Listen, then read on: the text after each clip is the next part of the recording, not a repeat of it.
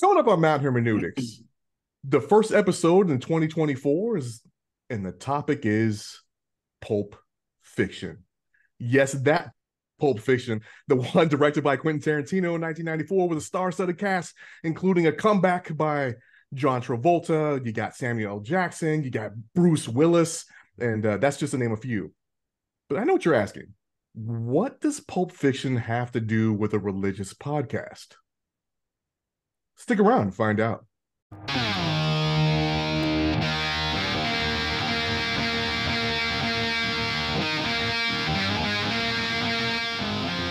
You're listening to Mount Hermeneutics, where three Marines give their perspective on God, faith, and spirituality with a heavy lean on the divine council worldview. This is not your grandma's Sunday school, nor is it always for the Christian faint of heart. Nothing about who we are or what we say make us experts. But you better believe we'll have a take, and perhaps it won't suck. So begrudgingly, Satanists are a religion, and but they're a dumb religion. and But I they hate suck. them. Yeah, they suck. Feel attacked. Feel attacked. Well, You guys are always bullying me. Stop being wrong. I'm not, okay. way ahead of you, man. So here we are. This is going to be the first episode as the new year starts. So Yeah. how was Christmas, fellas? There was zero Santa Claus, so it was terrific. It was it was really great.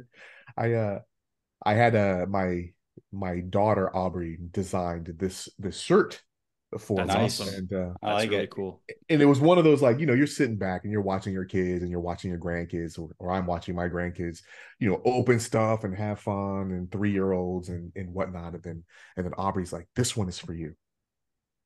And it got serious. Everyone got quiet. Like, and she pulls out her phone, like, "I want to see the reaction you have on." I'm like, "Oh, that's a lot of pressure on me." I could hope and Right. like, "Hey, I love this." But luckily I did love it, and it was Right. It was real. Yeah. You weren't like, great, I love it. Hey, it wasn't like the Brute by Fabergé.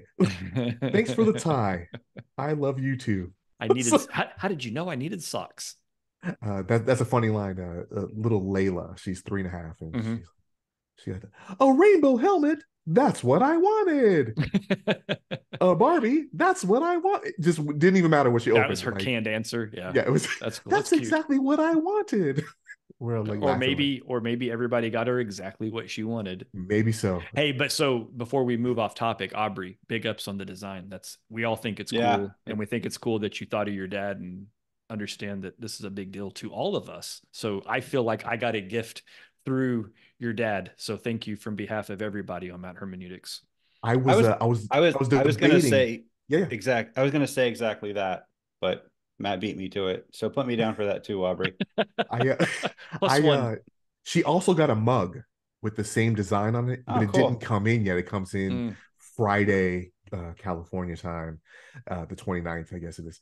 And so I was debating, like, maybe I should hold back on the shirt while I have the mug. And so you could have both at the same time. Yeah. So now you can stagger it, right? Now you can have a shirt one day and then the mug the next day. Just product placement of something that, Those are the prototypes for our merch store. Right. That's right. Yep. That's nice. Version 1. Yeah. So if you like this nonsensical intro that we have, go ahead and hit that like button and subscribe. So we're hovering around 98, 99 subscribers. We'd love to hit that 100 mark. So go ahead and hook us up. And I am Andre, and you can reach me on Instagram as Super Dre. And Brian, what's up, man? Hey, what's going on, guys? I am Brian. You can reach me at thethirdhelix.com. Not a third helix, not just third helix, thethirdhelix.com. The one. The Third Helix. And yeah, I don't have anything to report. My life's boring. It's pretty lame. Matt, what's up with you, man? Hey guys, at Matt Moore on Twitter. Did the Christmas thing. We did the dinner at my mom's house, all the brothers and sisters-in-law. And then yesterday we went out to Eufaula to do Christmas with Carrie's family. I got to see everybody out there. Hadn't been out there in a minute. Carrie's been out there a bunch, but I've just had bad timing. So we got out there and spent the day. And in a couple of days, it will be New Year's. And we've got a small tradition at my place. Brian, you're also welcome to attend since Thanks. you're nearby. So on New Year's Day, we do a polar bear plunge in my pool. So it started off as a drunken bet on a New As they Year's do. Eve, right? And we're like, we should do tomorrow. We should just go for a swim. And everybody was like, yeah. And then the next day we were like, we still going to do that thing? Can't back out now. And so we've done it now, I think 4 or 5 years in a row. It's fun and it's invigorating. It's not cold enough this year. It'll be below freezing the night of. Oh, all right, cool. So the water will be, trust me, your body, when it jumps into water that's about 35 degrees, even if it's 40, 50 outside, you're going to know it. Yeah. So if you want to pop down, we're going to have basically, some leftovers and it's going to be like, football food. Carrie's actually trying to make this a bigger deal. So she's going to like cater it. So we're going to have, nachos and queso and burgers and food. And there'll be beverages, both warm and cold, So, yeah. I can't remember the last time I stayed up past 10 p.m. So it's going to be rough. We're actually going to go to dinner. Our friends, Andrew and Jessica, buddy of mine's got stage 4 brain cancer, and he's been kind of up and down, and he's kind of lucid right now, which is cool. Oh shit, nice. And so we're going to go to a nice dinner at the top of it's a restaurant called Vast, which is the top of the Devon Tower in Oklahoma City. So it's the tallest building in Oklahoma City. They've got a restaurant up in the top floor, and we've got dinner reservations. So we're going to go do that. The girls are going to dress up and take him, and hopefully he'll get to have a nice New Year's Eve. And then, so we'll do that, and then we'll polar bear on the next morning or next day. So that's going to be our New Year's. New Year's Day is my birthday. Is it really? How did I not know that? How did I not know that? I don't know. You guys don't love me very much. Well, so this is Brian's birthday episode. Yeah, sweet. I'll be next year older by the time this comes You'll be out. like 55. No. That didn't work. Oh, you were trying to do the trying to get the balls to go up. Doesn't work for me. Yeah. No, I will not be 55. I know, I was kidding. 55. Sure. I was just a reason to put my hands up and see if I could get the balloons to. So I was out with some friends, like not very close friends, the other night, and somebody guessed my age as 55. And so are they not very close friends because they guessed 55, or were they not very close friends before? Well, closer friends. It's like they were really close friends until he thought I was 55. But yeah, like that guy's dead to me. Fighting words. I got into it. Closer friends would have known I'm not 55. They would have known I'm only 27. So praying mantis stance, or more like 48, right? It's just a number. I mean, my doctor says I'm basically like 25. So is that what, that's your psychiatrist? Yeah, he doesn't want to shake me too violently for my delusion, so yeah, he goes along with it. So anyway, hey, we're talking about Pulp Fiction. You've got the doctor. You've got what's his name from Suits? What is the doctor's name? Dr. Leibowitz. Sure, we'll go with that. I know he's German. Lebschitz or something. Lipschitz. Yeah, Lipschitz. I remember that. Yeah, that's right. Because it's Louis Litz, Doctor. Yeah. Pulp Fiction came out in a kind of an odd time for us, right? Because 1994, we all went to boot camp that year, and combat training. So we lost like a good quarter of the year plus to that stuff, and then we went to our school directly after that. So we didn't really get into the movie scene, we lived in a bubble of a different world. So that movie came out, we had none of the fanfare with it, none of the, other than some dude named Quentin Tarantino who wrote a favorite of ours, True Romance, and then directed directorial debut with Reservoir Dogs, which is also fun. So of course, when that movie hit the $2 theater at Fort Huachuca, I was there to see it. It had to be late March '95, maybe early April, because I had graduated in April, got married in April. So the Yeah, I think Matt and I were gone by then. We were in Pensacola. no, So I left, you guys left after me. so hang on. Did we? So yeah, so Yeah. the time frame, I'm pretty clear on a couple of the timing sequences. I showed up in Pensacola 4th of July weekend, essentially. I came Hmm. home for 4th of July and then like had to show up. So it was like 9th, 10th of July I had to show up. And I watched it in Pensacola for the first time. So it couldn't have been earlier than late July, and not any or not any sooner than late July, and then not any later than Christmas time, right? So it I was somewhere in that 6 month window. Beyond that, I couldn't tell you when it was. I saw it probably a good half dozen times in Pensacola, and I'm sure you guys were there for some of I those. saw it once. I Okay. only saw it the one time. Yeah. Okay. It was at this theater called the Silver Screen, which was like that like you sat at round It tables was a and converted comedy club, is what how I understood it. It's what yeah. it felt and looked like for Yeah. sure. And Yeah. it reminded me of like your like growing up in the 80s, we all had that friend who was like being raised by a single mom who was never there. And so we would just sort of like live in his living room and just do whatever we wanted all the time. And sometimes when his mom was there, she would like give us beer and fix us nachos and stuff. It was that place, but for grown-ups, and you paid to get in, and we watched Pulp Fiction there like half a dozen times, and they served you beer at the table, and it was kind of awesome. It was like a local. It was one of And our it wasn't local haunts even in beer, Pensacola. it was pitchers of draft beer. Oh yeah, yeah. It was like the bowling alley of movie Yep. theaters. That's exactly what it was. Right. Yeah. And none of us were 21, and it didn't matter. Yeah, yeah. That Salud. kind of describes the Marine Corps experience in the Right, right. 90s.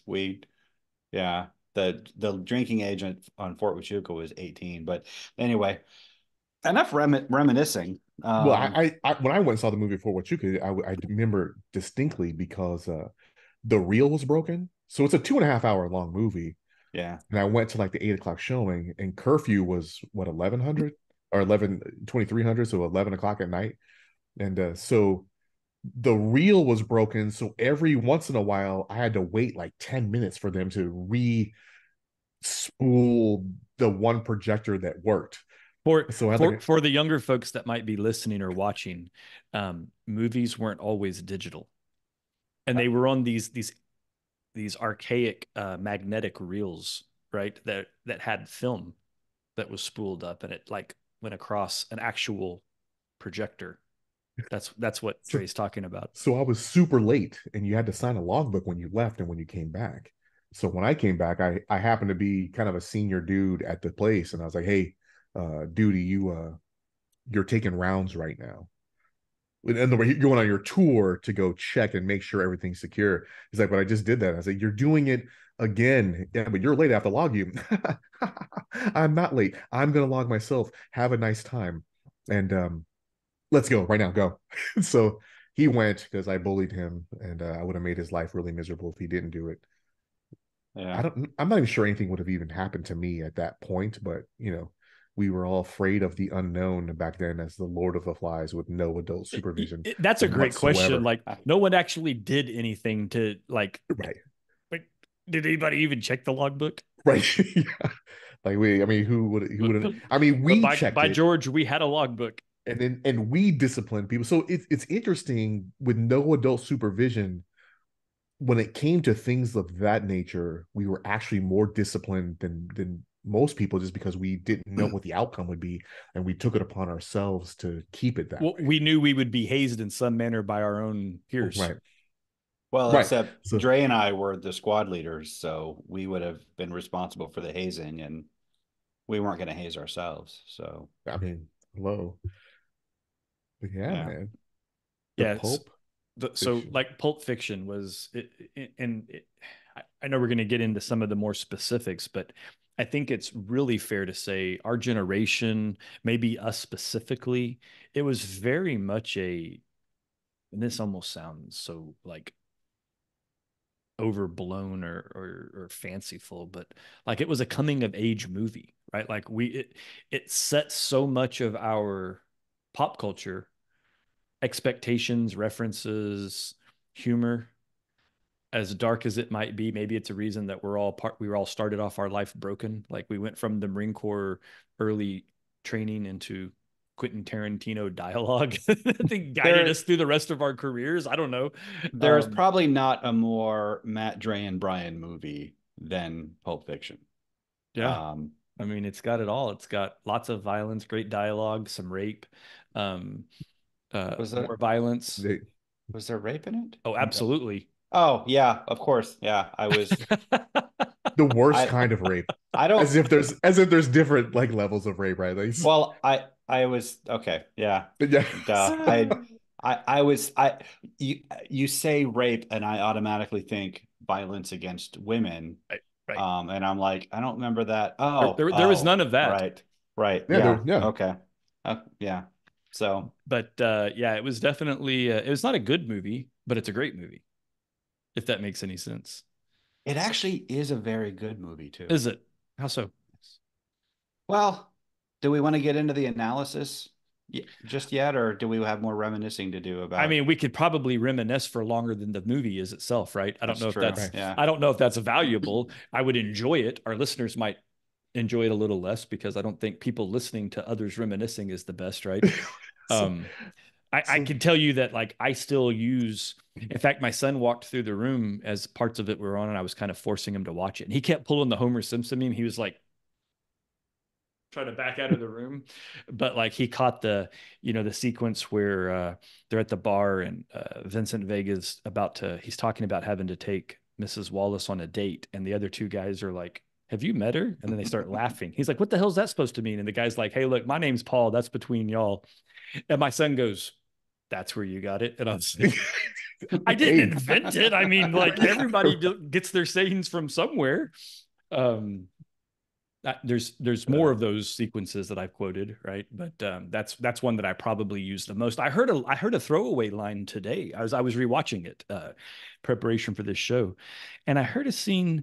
It's when Jules is having his epiphany, and that's a good word. And Vincent is kind of belittling it, and Jules goes, "Hey, you want to be blind? Run with the shepherds." And he's like, what the hell is that supposed to mean? And I was like, I don't remember him saying that, but I think I'm gonna have to use that. I got to add that back into my rotation. So, I mean, why would three of us use this movie in a religious podcast, Brian? Why would we do that? Is there an underlying theme or something? What's going on here? I kind of want to like I kind of tease this with you guys a little bit in the chat, but are you asking rhetorically, or are you asking because you really don't know? Because I realize I brought it up as both can be true. And both can be true, and we do need to move the show along. So, Brian, okay. Well, I was wondering if you guys had any ideas on that. I don't because I don't think there's that much redeeming to the show besides its direct, pulpy humor, if you will. I think there's a lot of metaphors throughout the show for a lot of things, but I don't believe for 1 second that Quentin Tarantino had a greater cause behind his movies other than to show the world what a great movie writer he is and win lots of accolades and make a lot of money and potentially get to play with women's feet. I think there's definitely a foot fetish thing going on in that movie throughout. And like, what was the point of that? It's subtle and not subtle, right? Why you take your shoes off to dance? Right. Why is she constantly walking barefoot? Yeah. As long as my table. Like, but those are questions that we really ask watching Kill Bill. But I think there's like a redemption arc there. There's some morality. There's levels of values by people who are not good people, because the main four characters aren't good people. And is there a good person? Is there a good character in the movie? There's some neutral characters. Butch's girlfriend, the mumblehead. Maybe actually, I think maybe Raquel, like the wolf's niece or sister-in-law or whatever she is to him. She's kind of a little sarcastic piece of shit, but maybe maybe we don't really get to see, well, she does dispose of bodies for a living though. So Right, that's right, so and maybe Esmeralda, the cab driver.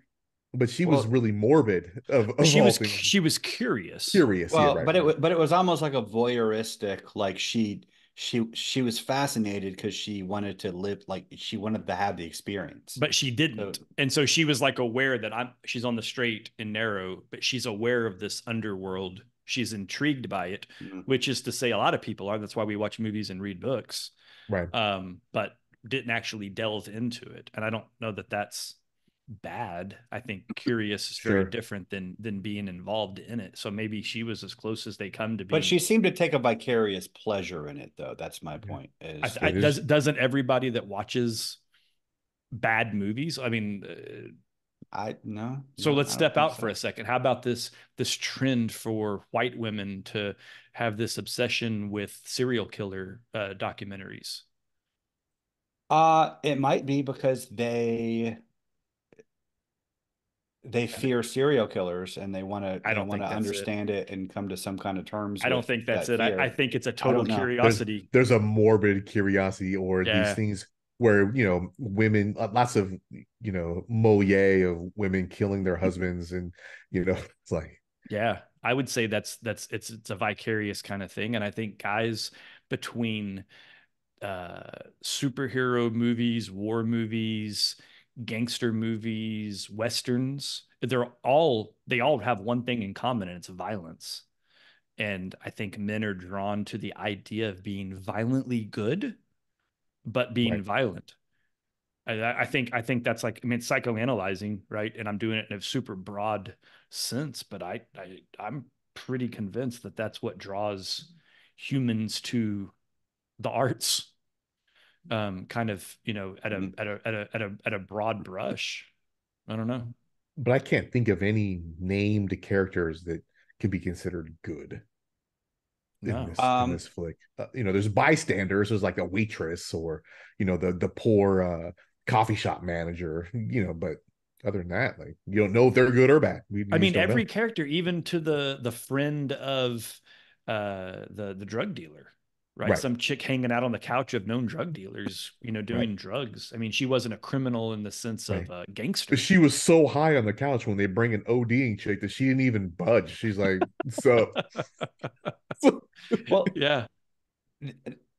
So what do you it think, Brian? well, that's an interesting observation because it dovetails pretty well into my reading of the movie, which is like one of the things that's striking about it is that these are all what we would consider just lowlifes. Hmm. They're all bad people. They're hitmen and drug dealers and gangsters and dirty boxers and or would be dirty boxers. But and then it gets worse from there. But it seems like in every conversation, and I mean everyone, well, maybe not everyone, but pretty much everyone.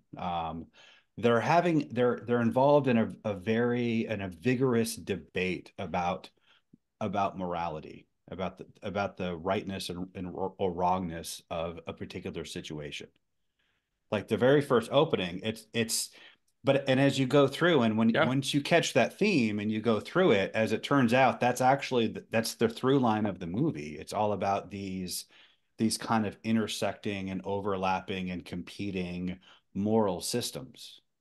Um, and it kind of escalates through the end. And it's people think of the movie is often described as non-chronological, but it's really not. It's actually chronological. It's just that they start with an abbreviation of the first chapter, and then they go through it chronologically, and then they take the first chapter and they expand it in the last section. But apart from that, and apart from flashbacks within any given story, it is straight and chronological. But it kind of the climax of the movie is sort of the foundation for the narrative.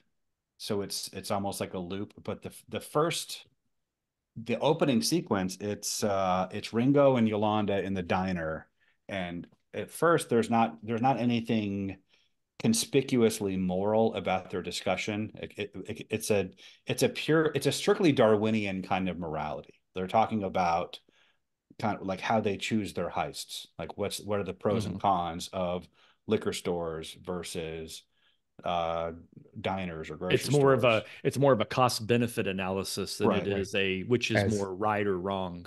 But the as under things are changing also, like, it used to be a lot easier to do this, but then Right. these foreigners and these people that have owned it for generations have big guns and like, whoa. Yeah. Yeah. but And their prime consideration is to minimize the risk of having to kill someone. Mm-hmm. That's true, right. because she does say, like, I don't want to kill you. Like, you don't have to. That's the point. That's why we're going to do it this Yeah. way. Yeah. That's true. And so uh, it's a very subtle aspect of that discussion, but it is there, and it does boil down to that one consideration. How do we do this and get the most out of it while minimizing our risk of having to kill anybody? And then it cuts to the next thing with Vincent and Jules. And the discussion they're having it's about how Vincent has just come back from 3 years in Amsterdam. Mm-hmm. And it's described as this place where it's pretty much like our place. They got all the same stuff, but they got a different way of measuring things and everything, and the rules are different. The what you can do and what you can't do. It has a different standard of behavior, but kind of the same behaviors. And they kind of talk about, the line about the Royale with cheese. It's the same burger, but they just call it something different because of the metric system. But we're talking about the same stuff, but you have a different measuring system. And that's kind of the key for each story that as it moves along. And how the police can't search you. Right. Right. That's the He's like, one. That's the one right they don't have. Yeah, he's like, you dig it the most. You I'm dig telling it the most. Yeah. He's like, man, I gotta go. You dig it the most.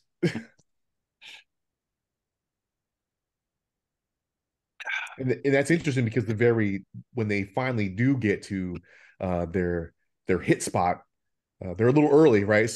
Let's hang back for a minute. hang back, but they're talking about the guy that got thrown off his balcony, Right. And the guys and Vincent's just up in arms that you don't think that's a big enough deal. And Jules is like, I mean, it was something, but I mean, I don't think that was necessary. I think he overreacted. And then they had that whole following conversation about the expected response for massaging another woman's feet, right? Like it's like a whole thing. Yeah, and again, what strikes you is that these are gangsters. They're hitmen. They kill people and they don't even They think kill about it. they're Yeah, like, hey, that's too far. We can't be just throwing people off balconies over a foot. but they are very concerned with arriving at the right answer to this moral question. Right. Like, and it matters to them. There's a right and wrong there. But what's also interesting is when they go into Brett's apartment, there's this sort of he's kind of going through the motions of respecting his rules. Like he's asking him permission for things, and We caught you all at breakfast. Sorry about that. yeah. But keep chilling. but at the same time, Brett totally and Brett he's afraid. He knows they're there to kill him. He knows he's done something wrong at least within the world, according to the rules that they accept. Mm-hmm. He's not protesting. He's not like, how dare you enter my home? And he's just like, you got me.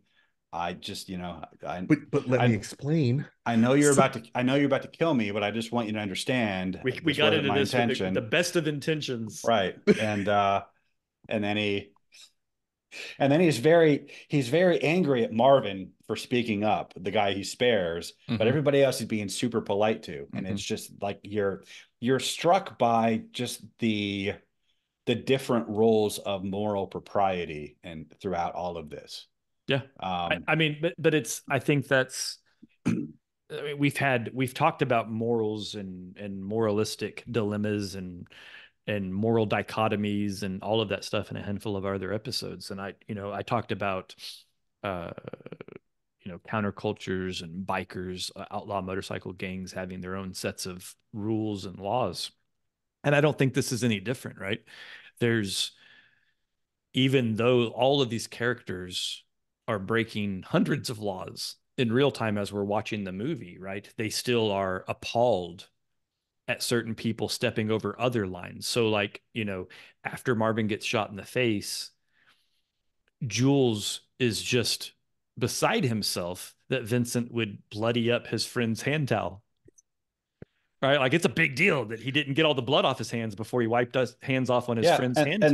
That's another thing is where he, these guys are gangsters who don't care about the law, and then they come into this, this suburban white guy's house. They care about this guy, how his wife is going to react. Jimmy and worried about Bonnie is what they're worried about. They're not worried about Jimmy. They're worried about Bonnie. But Jules is very concerned with not offending them but he makes a point too. He's my friend. And he says that, and that was part of the difference there, I thought, was he goes, look, this is a friend. This isn't a coworker. This isn't somebody who works for Mr. Wallace. It's a guy I know that lives close enough in the area that we might be able to use his garage. He's a buddy of mine, and I'm calling in a favor. And it's also interesting that there's this white guy, this unarmed white guy standing there in a bathrobe, laying just into giving them the what for. Just he's like using the N-word about him. Did you see a sign in my house that said dead in storage? And, yeah.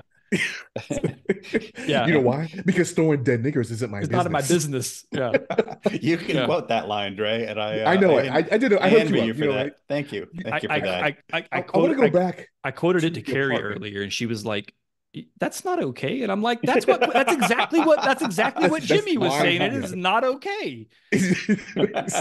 Because there ain't a sign in my front door that says when they're going in the trunk and they're mentioning we should have shotguns for this. Well, the first guy says it. He goes, "We should have shotguns," and he's like, "How many are there?" Like, I don't know, 2, 3 plus our guy. He said the intel says there's 4, 3 including maybe our guy, 3 to 5, including our guy, 3 to 4, 3 to 4. Yeah, 3 or 4. He's like including. That means there could be as many as 5. And then Vincent's like, we should have shotguns. Yeah. So it's interesting to me that they go in the house and there's only 2 dudes plus their guy. So either their intel was wrong or they weren't paying attention. They weren't, because they were distracted by the other conversation. They knew somebody was back there. And the fact that he told Marvin to shut the fuck up. Marvin could have told him, "Why didn't you tell me? You didn't tell me there was a guy in the bathroom with a hand cannon." You told me to shut up. I don't remember asking you, because he tried to tell. He's like, "Hey, he's trying to tell him where the stuff was hidden." He's like, like, first of all, you're an informant, so you just shut up. You don't talk. Yeah, so, if they hadn't been so worried about Tony Rocky Horror, they might have done like, wait, why I only see 3? Where's the 4+? Like, he's like, I wouldn't call him fat. I mean, he probably got a weight problem. What's the nigga gonna do? He's Samoan. Half black, half Samoan. What's the nigga gonna do? He's Samoan. My son-in-law, who is Samoan, found that amusing. Yeah, I bet. He's like, what is he gonna do? Like, he's like, right? The Rock is Samoan, isn't he? Yeah, but he takes steroids. So yeah, you could do a lot. Well, that's what you can do. You can do a lot of steroids and work out 6 hours a day. He's rich. He had one of those glass enclosed greenhouses. He fell through that. Ever since then, he's developed a speech impediment. Oh man. Yeah. So sorry to derail from Bonnie, but that was a key part. That was to Brian's point. All of the stuff is going on. They've killed a man. So those guys in that sequence have killed 1, 2, 3 intentionally, 4 by accident. They don't care about any of it, really. They have no real remorse about killing the 3 in cold blood. They have no remorse about killing the guy by accident, except they're inconvenienced. Right. But I mean, his reaction, "Oh shit, I just shot Marvin in the face." And he's just mad that he messed up his car. Right. They're upset about the inconvenience, not about a dead man that they've just ended another human life. But then Jules is more upset about getting the hand towel bloody than he is about the fact that there's a dead human being in the back of their car. Like it's well, and I think that illustrates that, like, within that world, that's just an understood risk. Like, you understand that you're taking those risks upon yourself within that world. So life is cheap. But there is no implied risk of your wife's hand towels being bloodied. That's off the table. True. And but he could have just washed his damn hands. because Jimmy doesn't exist within that world, so these rules don't apply there. Right. We have to honor their rules, which means you don't go into a friend's house and bloody up their hand towels. Right. Which is, and that kind of that interplay between different moral systems and how they fit into each other and how they overlap. It's kind of that's kind of the running theme of the movie, especially in the Gold Watch chapter, when he loses his freaking absolute mind because she didn't pack the watch. Right. Yeah. That's the most important thing in his life, because his father's father's father laid this obligation on him for this piece of crap little worth. And like they show the watch, and it's like it's a piece of crap. The guy got it for nothing, But but it's it's got this value is history different, to right? it. The value is not about its financial value. Right. This is the Coolidge legacy. And Yeah. it's interesting that he has respect for that legacy, but no respect for his art in boxing, no respect for the boxer that he just killed. Right. I If he mean, was even though better, he's he wouldn't be dead. He should Well, have right, never yeah, laced him up. but he did yeah. have respect for boxing because he didn't throw the fight. Well, And fair. that kind of plays into the whole theme is, Butch is a and good guy. Butch is well, not a good guy. Oh, Butch is a okay. well, horrible. Okay. but Okay. the thing is, you're using good God, like they're all good people relative to their frame of reference. No, And I I meant think I meant that's, he was objectively good. Like he didn't well, throw the fight. He only he only killed out of self-defense. He didn't intentionally kill the boxer, and he only killed Vincent to survive, but right? he also made a deal and backed out on a deal, and even making the deal Did he was have a a choice dishonorable though? thing. Maybe he didn't have a choice. I don't know if Mobster that's if mobster that's calls you in and says, "Here's what you're going to do." I mean, you don't necessarily have an option to say no. I mean the and he might have just seen Marcellus Wallace and his whole world as he rejects their rules. He I'm rejects not that going to die world. on this hill. I'm just throwing Yeah. out right, there yeah. that maybe there is Well, a decent human being in the mix. Well, but I think that, well, I'll save I'll save my response to that to the end, because it's where it all kind of comes together. But with Butch, like you've got the boxing sport itself as one kind of layer of rules and standards. Outside that, you have to box according to the rules, which means you fight to win, and anything beyond, and if you throw the fight, you're breaking the sport. You're violating that system of rules that is boxing. But in the larger world that he lived in, there was Marcellus Wallace's world, where he said those rules don't apply, my rules apply. Follow my rules and you'll be rewarded, break my rules and you'll lose. Mm-hmm. And he decided to go with the rules of boxing and violate his rules. And then he's trying to get away, but he has to go back to get the gold watch. But he encounters Marcellus Wallace, and then their fight takes them to this like underworld with its own set of A rules. whole different underworld. Yeah, and it's like it's this the all of the values and moral expectations are upside down and twisted and perverted, but they still have a kind of a system there that makes sense to them, and they live by it. It's got gimps and systematic rape and I mean it's kind of, figuratively speaking, they kind of descended into hell, but now like they're at odds within their world. They're bitter enemies, but now they've been transplanted into this underworld, and now they're allies. Um, and Well, they I weren't though. And I think that was maybe, and this is why I'm going back to say Butch is a good guy. And I'm again, that's a throwaway. I'm not hell bent on this theory, but Butch is able to get away on his own. So Butch is the well, And he is another redemption stops, arc though in my right? And he mind, stops and he's like, man, I can't leave that dude down there to deal with this. Like, I got to go down there and save him. He didn't have to. which is a risk, but also remember that Butch would be looking over his The shoulder rest of his his whole life. life. Yeah. Well, no, And he wouldn't, because Marcellus would probably be dead or in a gimp suit himself. I mean, I but I guess, mean, but he wouldn't call the Marcellus has a dogs number off. two. Like I don't, Right. That's true. Yeah, that's but fair point. Marcellus Wallace's life was almost like the new gold watch. Like he could have gotten away free, but for this one thing he had to go back for. Oh, I thought you were saying because he had an uncomfortable thing shoved up his ass and he couldn't get it or out. but he went back. But was it also sort of revenge? Like I angry, don't like think hey, I this don't think it like was. I he's don't like think it this could be was. me too. They gagged him with a ball. No, I know. They Well, that was going to be him also, and he escaped. but they definitely made it where you could hear the sounds. Yeah, Right. that they seem to make a point of that, where he stopped and he could hear Marcellus Wallace's cries of pain. Yeah. And he could hear that's that what moved him. before he even escaped. But there was a definite emphasis on that as he's walking out the door, because he unlocks it and goes to, and he's like, that wasn't that. My point is, all of that body language wasn't that of I'm going back for revenge. That was of he was on his way out the door and he's like, there's something in me that won't let me do this. I got to go back down there and let this guy off. I can't leave town without my gold watch. Right. Yeah, that was kind of Gold Watch Part 2. That's I never thought of it that way, that he's the only guy that put himself into danger twice. And I just thought of that. He didn't have to do that. Yeah. I found it interesting that he met Marcellus in the crosswalk with coffee and donuts, meaning he was also on the stakeout with Vincent at the apartment, right? So, yeah, so that's a good point. So perhaps I didn't Vincent catch that. maybe didn't know they left, because they're like, dude, you're waiting to kill somebody. You have to go take a shit. Like, what are you doing? And you left your gun. Maybe that was Marcellus's big gun, and he left it there because he was going out. And you can't walk around with a damn, was that Mac 10? I don't know. What are you? A Mac 10, yeah.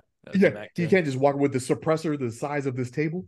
And so he had to go get coffee and donuts for him. And also Vincent. a suppressor the size of Uma Thurman's feet. Yes, correct. To stay with your. That's an actual unit of measurement in Amsterdam.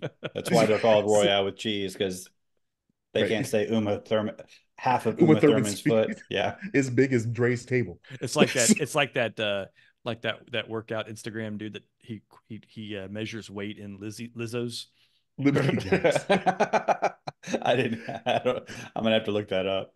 Yeah, there's this black workout guy, and his whole gimmick is he watches workouts and they're either fails or not fails, and then the payoff is he either says sensational or he says not sensational, and that's his whole gimmick. And this guy's made an entire YouTube channel off of, or Instagram channel off of this. Pretty funny. And his other gimmick is when dudes hoist a lot of weight, he goes, that dude hoisted 2.2 Lizzos. Lizzo. Lizzo is a beautiful woman. That's what she says. Yeah. Right. Yes. Also, I guess I hear that heroin makes you constipated. So it's interesting that Vincent Vega, every time something shitty happens in the movie, that dude's in the John. So it's like bad things happen to Vincent whenever he has to go to the bathroom. Well, he wasn't pooping though; he was just in there trying to get his head straight. Right, but which is still the bathroom. So it was just, which is another interesting chapter to explore. But where we go from here? What's Well, one more feature of the Gold Watch chapter. Zed's motorcycle that Butch rides away on after he escapes from this figurative hell, and he gets kind of cleared by Marcellus Wallace. It says Grace on the side, and it's very conspicuously displayed. But we should put a pin in that, because the next chapter afterward builds on that. But the previous chapter bears discussion. Even though my favorite line in that whole sequence, so when he comes back and she says, "What happened to my Honda?" Oh, baby, I had to crash that. I had to crash that Honda. That is hilarious. I had to crash that Honda. Oh, I had to. Oh, sorry, baby. I had to crash that Honda. Whose motorcycle? It's not a motorcycle. It's a chopper. Who's chopper? Zed. Zed's dead, baby. Zed's dead. Zed's dead. So I don't know. I still find that's like my top 3 lines. I had to crash that Honda, baby. He's like, no, I'm fine. I got like a broken nose up, but you gotta get up. We gotta go. We gotta go. No, so that sequence though, like, so there's other little things, right? And I know this is Tarantino just making a movie, but bruh, you had to put some Pop-Tarts in the toaster? Like, if my man had just put the watch on and walked out the door, none of that would have happened. Because the timing of him and Marcellus. Yeah. By a long shot, because he had to skip breakfast while she was having she didn't even get blueberries. She had to get buttermilk, regular buttermilk. Yeah. I had to get buttermilk. It's like a throwaway line. But I think blueberries. Well, I also. I think I cracked my rib. Giving me oral pleasure. He's like, no, not giving me. What are you? That's funny. No, I think Vincent had to die though. I think the movie required that. Of the four main characters, he's the only one, which is interesting. Well, and we'll get into that, but well, if we look at his story, the previous chapter where he goes out with Mia Wallace, I thought it was interesting. They went to this diner called Jack Rabbit Slims, where everybody is Jack Rabbit Slims. Don't be Don't be square. You can right. get steak there, Daddy-O. Everybody is kind of playing a role there. Like they're all actors playing actors. And it's sort of, you get that's kind of Vincent's morality. That's his moral system. What do you mean? Like you see that when he is, after they get back, he's kind of, by then he's kind of fallen in love with her. Like he went on a date with this beautiful woman and he hit it off with her, but he knows he's just there because doing his boss's bidding, because his boss told him to do this. So afterward he's at their house, he's in the bathroom, basically going over his lines in the mirror, like he's another actor, and he's talking himself into doing the right thing, into being loyal. But you know that it's not really motivated by loyalty. It's motivated by self-preservation. And he even makes a remark about how, look, I'm just going to drink my drink, then I'm going to go home and I'm going to jerk off. And so he's clearly got the intentions toward her, but he's not acting on them because he has to play this role of the loyal henchman to Marcellus Wallace. But that's not what he's inclined to do. And you know what's interesting is when you go back to Tony Rocky Horror, how the foot massage is a thing, and he talks about how great that is because there's an intimate thing going on, and you know it, and she knows it, but no one ever talks about it. Yeah, you don't talk about it. Now, when they come back from the diner, he does an intimate thing with her. She's wearing his coat. Which is a line. Well, when they dance and he dips her also, right? He dips her. Well, I mean, so and as he's picking her up, they're real close. Right. And then he turns because he's like, that was too much. And perhaps if he didn't cross the line of the unwritten, then she wouldn't have found the heroin in his pocket in the wrong baggie because homeboy was out of balloons. If it had just been in a balloon, none of this would have happened. Right. So it's funny that he never puts that back on him. Because he's like, why'd you bring this shit? He's like, well, if you'd have put my shit in a balloon instead of a baggie, like an upstanding drug dealer, everybody would have known it was heroin and not cocaine. Everybody knows heroin goes in balloons. I mean, yeah, right? I mean, well, I know that because of Pulp Fiction. Yeah, and only because of Pulp Fiction. But not that I would ever stick heroin up my nose. I wouldn't randomly snort any kind of powder, but I certainly won't if it's in a balloon. Along with the whole like playing a role thing, like that's his system of morality. Before, when he was at Lance's house getting the drugs, again they're having this is a hitman with this drug dealer, and then they get into this moral discussion about the guy who keyed his car, and they're like, that guy should be executed. There's no trial, no jury, just executed, and they feel very strongly about the moral rightness of their position. You just don't do that, man. It would have been worth him doing it if I could have caught him doing it. Right? Yeah. But then he's like, "It's okay. Is it okay if I shoot up here?" Oh yeah, Mikasa Sukas. I can't speak Spanish. I'm sorry. I don't know why. It won't come out. Mikasa Sukasa. So he shoots up there. He's trying to hook her up with the chick on the couch, and he's Which like, one? Which one? The one with the shit in her face? That's my wife. And she has a weird fascination with needles, right? So she has 16 piercings, none of them with a gun, always with a needle. Right. And then when they're going to give her the adrenaline shot, she's like this watching. Yeah. She's all leaned in watching it. When she was pissed that she was even there, but then she's like, wait, you're going to stab her? I'm in. I'm fucking invested in this right now. Yeah, that sequence was wild. What's interesting is his last words to him is "Mi casa es su casa," my house is your house. Like And then you when he can make, brings her back over at the problem, he was like, "How dare you?" Yeah. yeah. And Yeah. so, which is just these are the roles that we play You know, to. that's a funny thing because just that, make yourself at home. That's a really common thing to say to people when they come Right. into your house. I never say that to people. Because you don't mean it. Because I don't mean it. Right. I'm Right. like, hey, be You say that. comfortable. I always thought it was implied. Right. Look, there's So things I do at my home that I there's wouldn't do at Matt's. right. And there's things I do at my house, right? So anybody that's ever been to my house, y'all know this. I keep drinks out in the fridge. I keep a very well-stocked refrigerator, both hard and soft drinks. I have a liquor cabinet. I have my food. I have my pantry. And Carrie does an awesome job of keeping my house well supplied. My rule is your first time at my house, I show you where everything is. After that, I'm never going to do it again. You want a drink, go get a drink. You want to make an alcoholic drink, you know where the alcohol is. You want something to eat, you know where the food is. Like, I'm not going to offer constantly because you're no longer a guest. That's that, Brian. That's the difference that I make. I say you're only a guest the first time. After that, you're not a guest, you're family.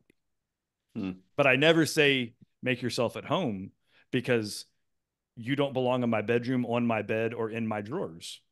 Right? Like those are the things that you would do if it was your home, and this ain't your home, and stay out of my stuff, right? But I'm glad you've clarified that. Yeah, Just like don't get my drawers, brother Brian. is my family, but I don't want him tramping through my bedroom and Right. opening drawers, right? Right. But he's my family, so in the common areas of my home, hey, you do what's couth in this world.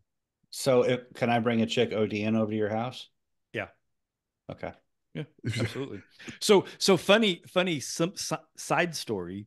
My brother went deer hunting today, and he, without getting into all the specifics, he needed help at the last minute cleaning his deer. So he literally called me on the way in, coming in with a carcass in the back of his truck, and we went out and used knives and carved up an animal and then sent him off on his way. So there was almost a little Pulp Fiction-esque wolf action going on in my shop today. Are you using a cellular phone? I don't know you. Prank caller. Prank caller. Wrong number. Prank caller. It's a great movie. Are you out of your fucking mind? Using a cellular phone? That's his issue? Right. All of a sudden he goes, wait a minute.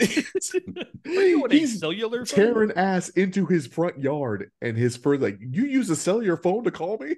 Are you out of your mind? Look, if she dies, I'm a grease spot. And I'll be forced to tell Mr. Wallace that you were no help and you let her die on your lawn. He's like, fine. Get the book. Get the book. that whole sequence over that book was hilarious. They never found the book. Get the shot. Get the shot. And why did they need the book to just stab her? Because he didn't know how to do it. He's like, so I stabbed her 3 times. He's like, give me a Sharpie. I fucking felt 10. I don't know what's like, just mark your heart.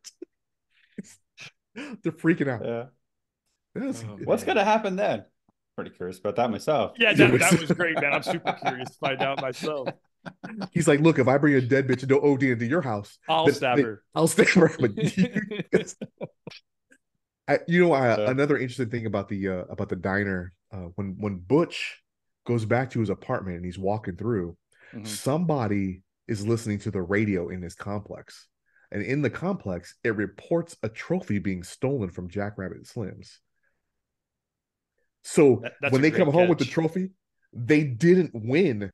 They stole that trophy. I missed that. That's a really good catch. I've never heard that either. Huh. It's like so they came home. You with assume they win because they were dancing pretty good. I mean, right. that first of all, that's John Travolta, right? That's right. That's like John Travolta's gonna lose a dance contest. Please. Well, now that you mention that throws out my entire thesis for the movie. Oh, okay. All right. Well, I guess the show's over. Because they're thieves. Everybody. Oh, I blew it. No, I'm just kidding. I'm just kidding. It actually reinforces it. It reinforces the whole his system of morality is just playing a role. It's lying to himself about what his motivations are. In fairness, they never congratulate each other for winning. Like they never talk about that again. They just show up with the trophy. Yeah. They don't go, hey, good job. She got her trophy. But I love the scene at the swimming pool. I never got to thank you for dinner. And he's like, God. Not the swimming pool. No, it's in the back room when Yeah, it's after the Yeah, yeah, yeah, oh, yeah. after the fight. in the locker room. Yeah, in the locker room. He's like, "How you doing?" She's like, "I never had to thank you, but for dinner." And he's like, shut up. Ixnay on the overdose A. Yes. And so the It's last also chapter, an I'm sorry, go ahead. interesting moral thing where we have to lie to your husband, right? Like, what are Well, we gonna say about this? Yeah, that's a lying by omission, right? Right. What he doesn't Yeah. know isn't gonna hurt him. So As far as I'm would that concerned, be Marcellus could live his entire life and never know about this. right?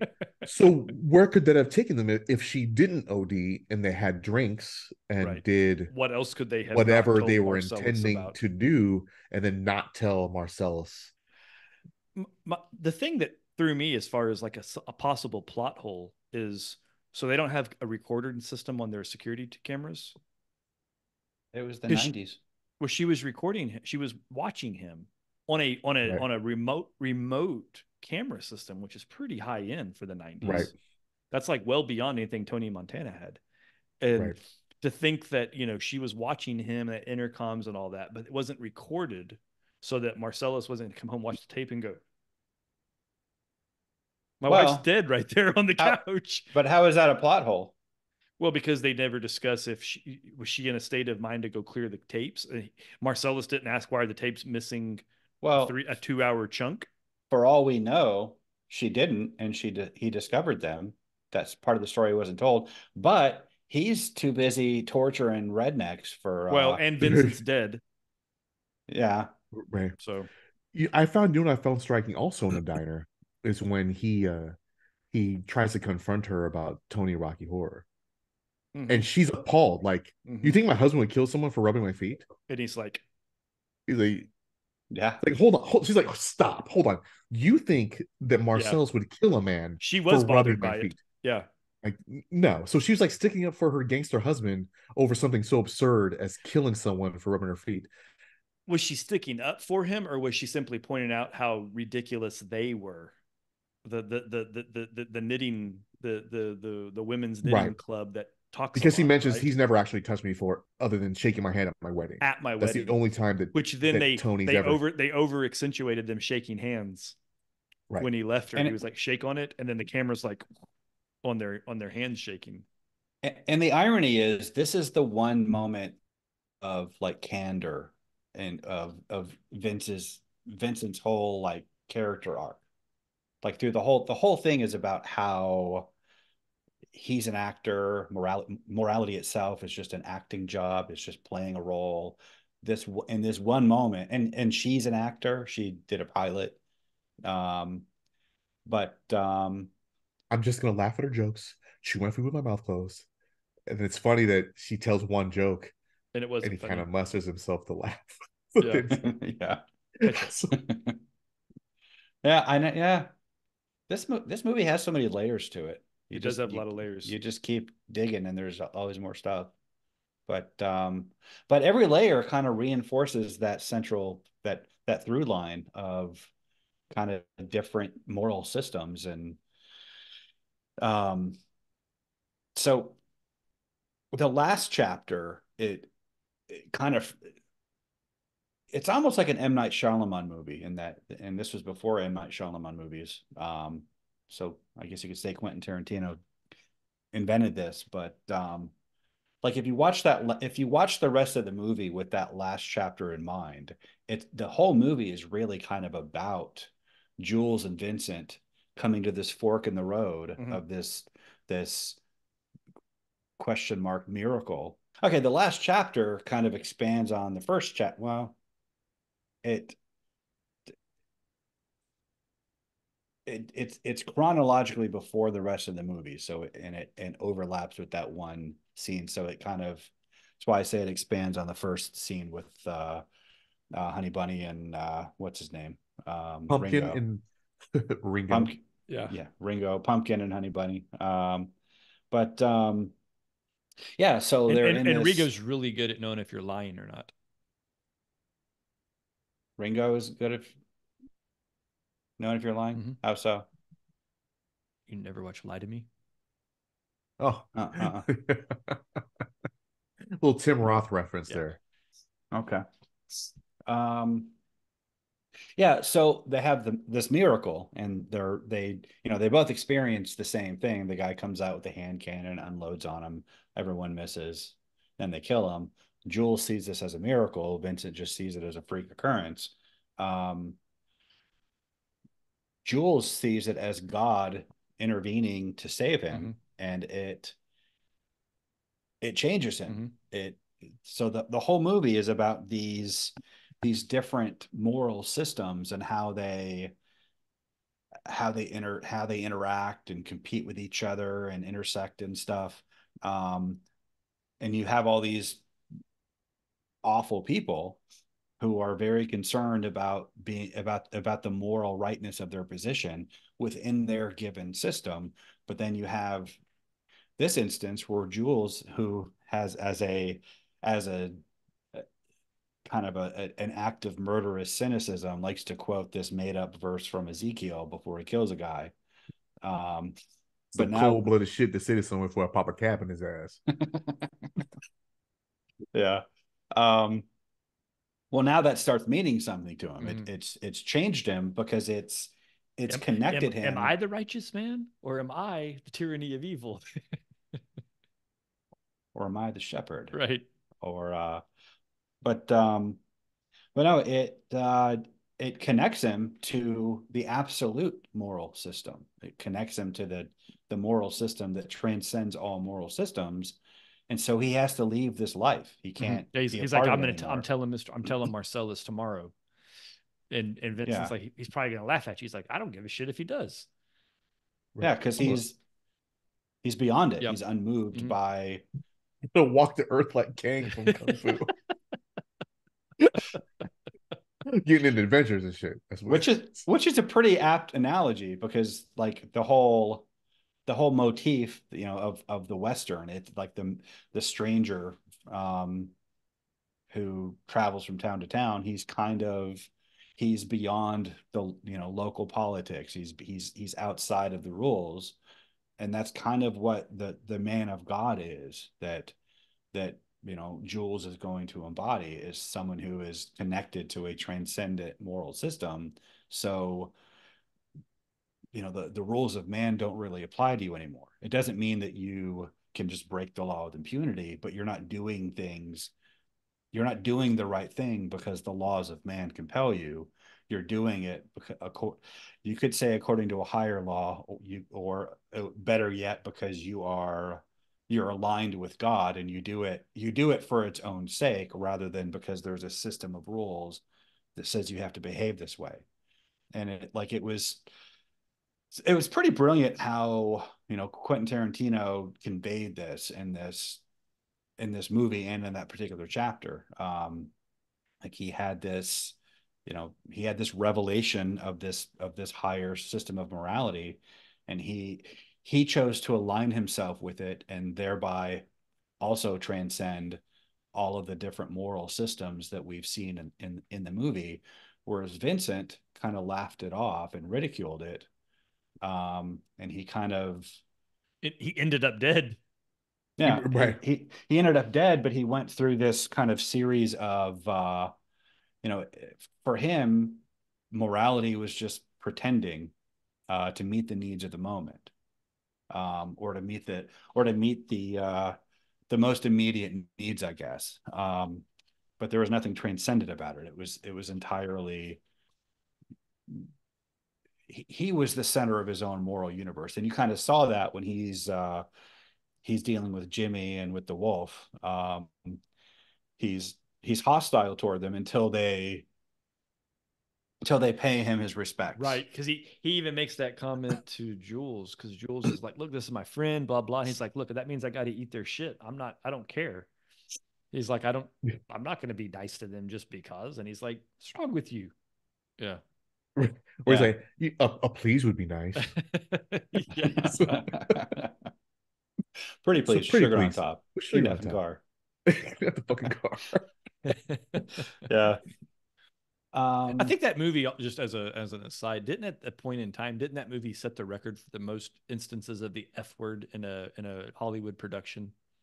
I believe it. It's I don't either know. that or Glengarry Glen Ross. I'm pretty sure it was Pulp Fiction at the There's some time. movies in the 70s that's pretty. Not that were 2.5 hours long, that were dialogue Uh, driven though. I mean, that I'll have to look that up. I think it might make the top 10, but I feel like it broke the record at the time, but it's Hmm. it's mm, it's neither here nor there. There were a lot of F words, but There's quite a few. the N word was Also, that was in there a also, lot. also prolific. Yeah. I'm prepared to scour the earth for that motherfucker. If he goes to Indochina, I want a nigga hiding in a bowl of rice ready to pop a cap in his ass. So according You got to that. You got like every line in that memorized. Because Marcellus was like, man, I'm gonna go medieval on his ass. The rest of his short ass life. soon to be short, painful with whatever he says. Yeah. Yeah. Soon to be dead ass Nope. existence. Okay. So I just pulled it. There's apparently there's a list. Any course there David is. Mamet movie So or play. there's a rate where they do it per minute.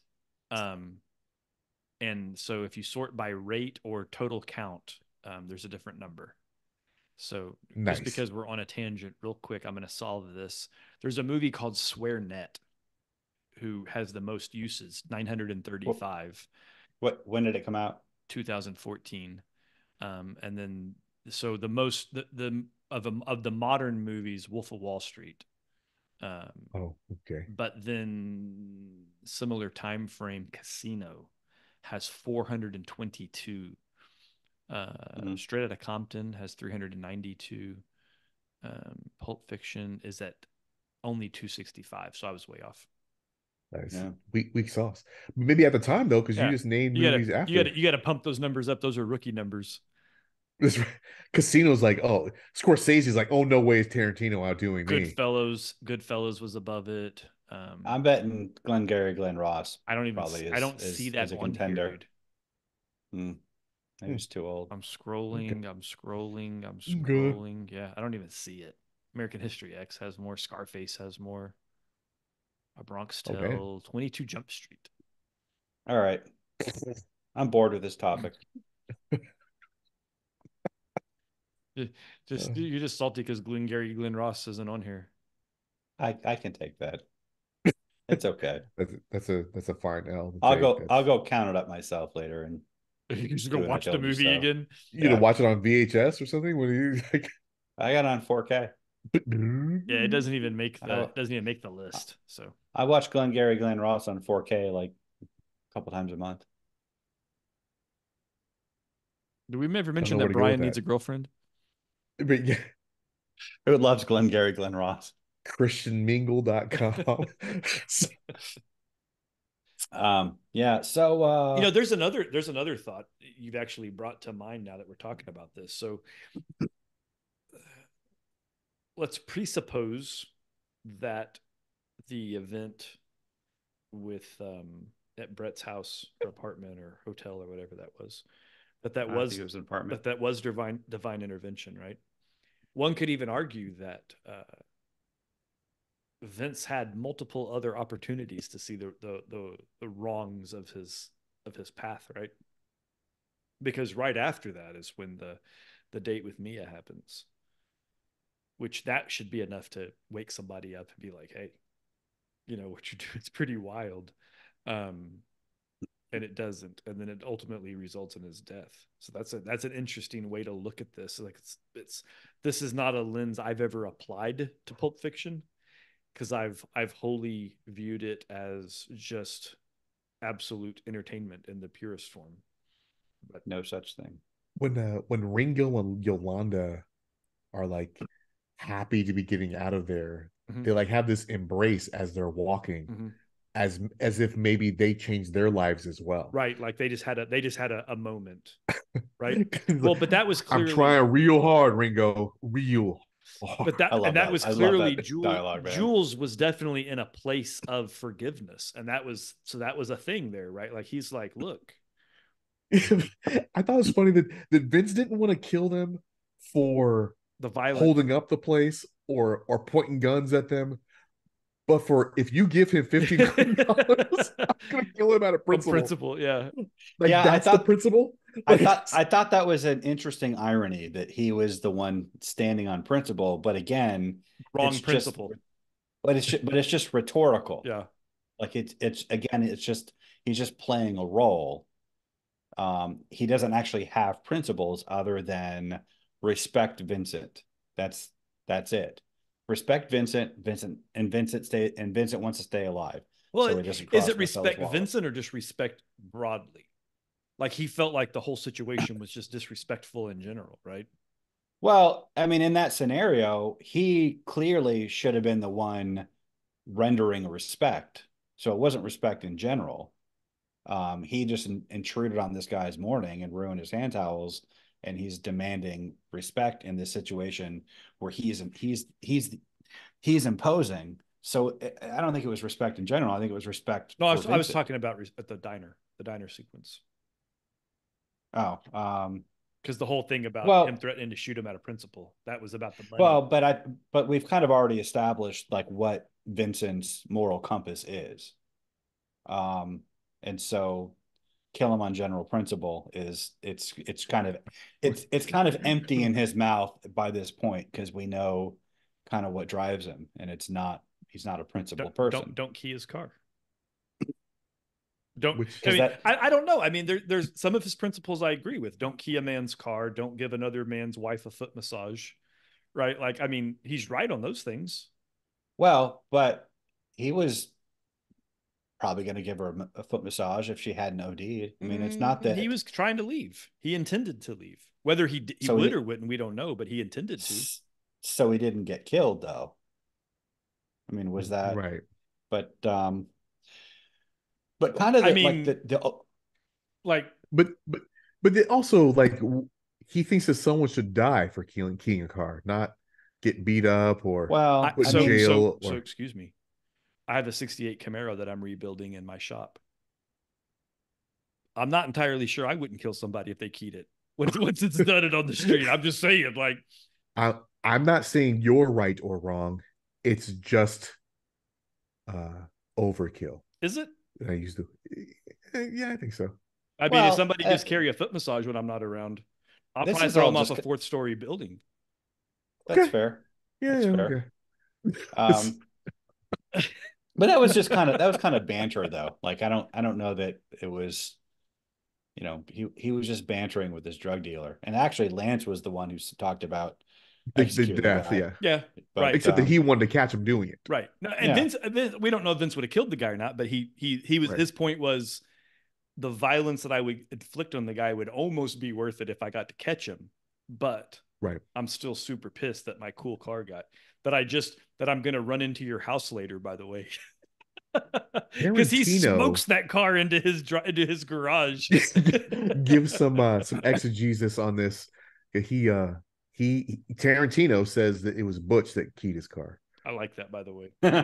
So it's interesting in their first encounter. They just hate each other for no reason. Well, mostly there might be a reason why Vince hates Butch. We don't know. We don't know what the backstory there is, but he's like, because as soon as he walked in, he's like, "Oh, Marcel's attending business." He's like, "Oh, hell no, not with that." Like, I was like, "Wow, that's really strange that he's so angry." Not your friend, Punchy. What'd you say? I'm not your friend, Palooka. You heard me just fine, Palooka. And he's like, what's this guy's problem? He's like, "We have a problem, friend." He's like, "You're my friend, Palooka." Oh, you heard me, Punchy. Now I want to go watch the movie. I'm probably going to watch the movie again after this. I just watched it the other day. That's why I watched it today. Like I had to. You just got to watch like the background now. I never noticed that not the main stuff. You got the first scene. Yeah, there's a lot of sleight of hand going on. To Brian's point, a dude in a t-shirt with long. To Brian's with point, long hair. much like that's an M. Night Shyamalan thing. There's a lot of sleight of hand in his movies. He doesn't cheat. Like when you. It's always there, like the Fifth Element, yeah. right? Like, or the Sixth Sense, not the Fifth Element. They're Sense. both Bruce Willis movies, by the way. But yeah, right. I remember watching The Sixth Sense, and also 12 Monkeys. Bruce likes numbers. Yeah, I was about to. They don't give the reveal yet, and I'm like, oh shit. And Delaney's like, what? What's the matter? I'm And like, you oh, had you'll just got see. it, yeah. Yeah, I'm like, I'm so pissed right now, so mad because at first I was like, I hate this movie. It's stupid. Kind of Why doesn't he change his slow and clothes? plotting, Why does he and say these things? Like he doesn't like. Why does he make eye contact with people? What the fuck is going on or here? why don't they make eye And then I'm contact like, with him? Yeah, right, yeah, right. I'm like, oh, you'll see. Hold on, here it comes. yep, yeah. Here it comes. I had Alyssa watch it with me not too long ago, I, and she I was I like, honestly did not see it coming until the very I end. don't think I saw it coming until seconds before the reveal. I think I was onto it in that scene, but I didn't catch it. But it was a great one. The one that I Yeah, never saw coming was The Usual Suspects. Oh yeah, That was the very good. one that just blew my mind. Just don't spoil it for the people at home. Fun fact it's of a 30-year-old movie. the movie We have theater younger viewers. that we watched Pulp Fiction at in Pensacola.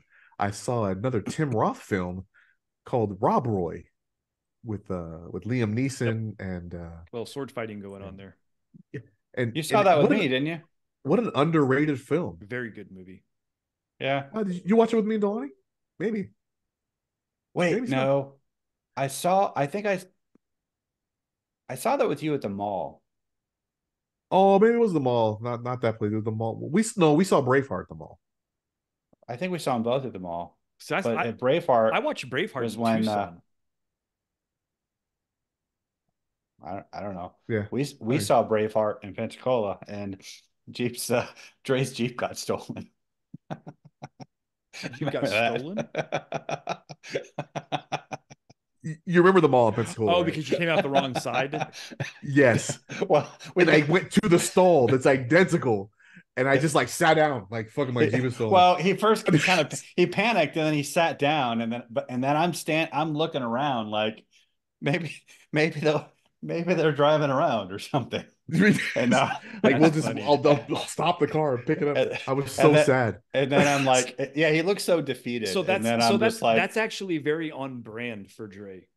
When he has those moments, his default is to go and just sit down. Like he's like, well, no point and then I'm no like, point wasting calories. We've got a problem. yeah.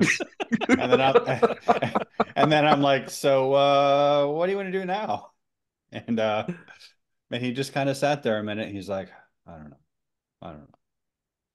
And That so we went to see Braveheart together, and I had to go pick Delaney up from Red Lobster, so I missed the end. I never knew how Braveheart ended for like the longest time. That's weird. he died. He died.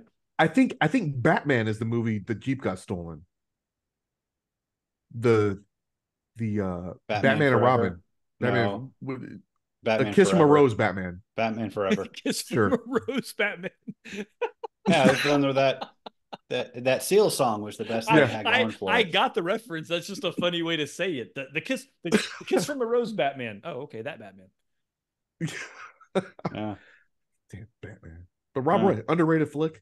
Nobody watched because Braveheart came out around the same time. And they're like, that movie's epic, and that movie is just I actually like Rob Roy more than good. Braveheart. Me too. Yeah.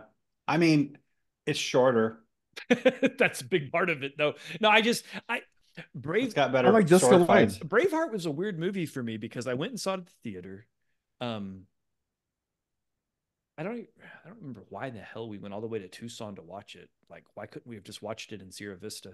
But Might not have been playing, I don't know. But or it might not have been as I fun. just remember think you were. everybody making a big deal out of it, and like I remember being like, it was an all right movie. Like it was good. I don't I dislike loved it. it. I don't dislike it at any I'm level. trying to figure out why you wouldn't have, Why what? you would have I been in like Patriot Pensacola better. when I clearly wasn't. Dude, you guys were like a quarter ahead of me school wise. Yeah. Why do you think you two were squad leaders and I wasn't? You think there's a planet where you would have been a squad leader over me? because we were superior Marines. No, because you were there before me. Only slightly, but I don't know. I But was there forever in a day. So Yeah, no, because I remember when Dre left Huachuca, but like you guys were both at least a quarter ahead of me. And in yeah, for in sure. Huachuca terms, that's like forever. because we were only there for like 9 months, right? So you were there, a third of your tour was already done by the time I got there. Yeah, no, I 100%. I was in Tucson with Zuma, and I think Morrison, and we rented a van, like an actual van, and we drove. Morrison was my squad leader when I got to Pensacola. Right. Again, because he was like a super genius, and he flew through the school. Right. But Morrison and I showed up to Huachuca at the same time, the same day. Yeah, I remember that morning. Yeah, they made you guys go on a 5K, a fun run. 5K, and yeah. I was sitting it out in protest because I objected to mandatory. I thought I was going to die. Yeah, that elevation was no joke. Yeah, Morrison never let me live that down. That I was. He went on. He was in my squad, and so he was mad that his squad leader wasn't around when he got forced to go on a 5K. But I stand by it. Stand by my decision. But yeah. Well, I think we might be boring. We're probably done with Pulp Fiction. Well, I think there's a few takeaways. Okay, what are they? Well, if I'm a good person, won't God just accept me? That's a common refrain you hear from non-Christians. Pulp Fiction does a really good job of illustrating how, like, all of these people within their sphere of morality, they were good people. They according to their terms, but these are socially constructed terms. Outside of that realm, they're scumbags, they're hitmen and gangsters and drug dealers. But everybody's moral compass is keyed to positive self-regard. That's what you pursue to satisfy your moral compass. You do what you can. You behave in a way where you can regard yourself well. Everybody else might not think so, but just because your moral compass tells you that you're a good person, that doesn't mean that you are. It doesn't mean that you are living according to that transcendent system of morality that Jules found in the last chapter of the movie. And that's really what Christianity is. It's God entering into the world to reveal himself face to face to humanity through the person of Jesus Christ, and through him, the miracle that humanity gets. Jules got that miracle of the all the bullets passing by without hitting him. Humanity gets this what Jesus called the sign of Jonah, his resurrection, and that's what connects us to the higher moral reality that is God. That's what you need to be aligned with in order to be a good person in the absolute, in the objective sense. Everything else is just a socially constructed relativistic system of morality. But we always try to tie it to the divine council worldview. That was my question. Is there a DCW angle to this yeah, well, the nations are like all of those different moral systems that we encounter as we go through the plot of the movie. Jesus said, all authority in heaven and on earth has been given to me, therefore go and make disciples of all nations, baptizing them in the name of the Father, the Son, and the Holy Spirit. So everybody is in their cultural system of morality, and they're good according to that, but that isn't the true goodness. You could say that the gods of the divine council that rule over the nations, they are the sources of those moral codes. The point of the gospel is to rescue them from that and put them under the true standard of goodness, that being God himself. And so, you could think of all these different spheres of morality within Pulp Fiction as the nations ruled by the divine council, and Jules being the one who escaped them and was was freed from them by divine intervention. So, and by the way, I realize the skepticism my thesis might meet with, the idea that Quentin Tarantino would do what is arguably a Christian movie. And it certainly doesn't come packaged that way with all the F-bombs and the gratuitous violence and the supposedly glorifying crime. But he also wrote From Dusk Till Dawn. Have you guys seen that? Mm-hmm. We saw it together, didn't we, Matt? Yes. Yeah. Yes. So the point of that movie is George Clooney and his brother, played by Quentin Tarantino. They're escaped cons trying to get to Mexico. They're leaving this trail of wreckage behind them. They hijack this apostate preacher and his family's RV. The preacher had lost his faith because his wife died, and then they go down to Mexico and they wind up at this stripper bar. It was a truck that stop. Turns out to okay. Well, it's a stripper bar at a truck stop. Yeah. But it With turns out to Salma be Hayek having tequila poured down her body. that was Who cares what else happens in that film? That was an important part of the movie. I have to agree with you, Dre. That was I forgot the rest of the movie. I was just thinking, tequila off of feet. What's with Quentin Tarantino? Well, with the Quentin all down her Tarantino, body and it was and him, licking... and it was him when she sticks her foot because he wrote it. He's like she's got to do this. Yeah, it's her job. It's her job. It's in her contract. Yeah. But that's you're very good. Yeah. It turns out to be infested with vampires, and it's like two movies, and then there really is two separate movies. Yeah. Right.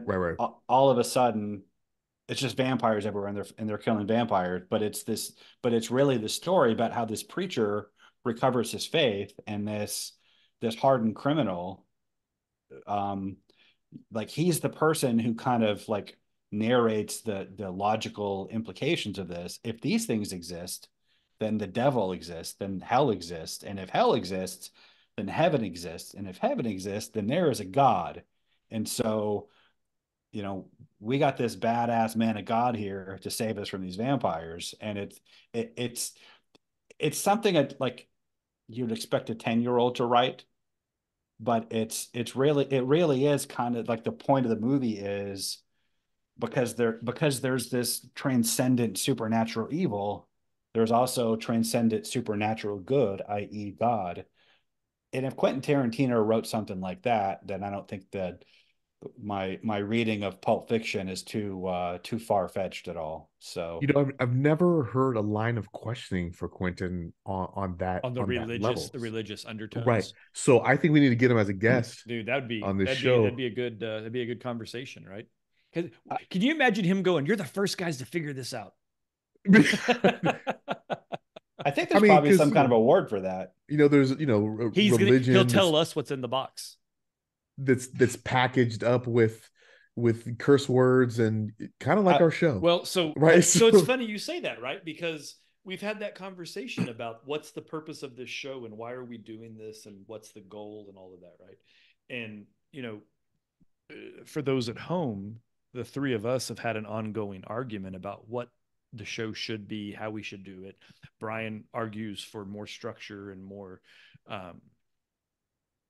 formality and purposeful. More preparation. Yeah, preparation, but more purposefulness, right? And I specifically, and Dre to I won't put words in Dre's mouth, but me specifically, I've argued that the show needs to be more fluid and more loose.